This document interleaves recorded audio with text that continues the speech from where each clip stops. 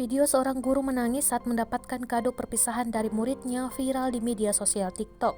Video tersebut diunggah siswa SMA Negeri 1 Giri Banyuwangi, Jawa Timur bernama Katon Gilang Al-Sausi, 18 tahun melalui akun TikToknya @maskaton. Dalam video tersebut, sejumlah siswa SMA mendatangi kediaman guru bernama Retno itu.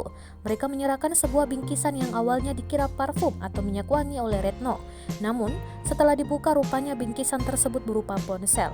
Menerima kado itu, Retno pun menangis. Katon mengatakan pemberian kado itu terjadi usai malam pelepasan siswa-siswa SMA Negeri 1 Giri Banyuwangi pada Jumat 11 Juni 2021. Malam itu, Retno juga pamit kepada para siswanya karena pensiun.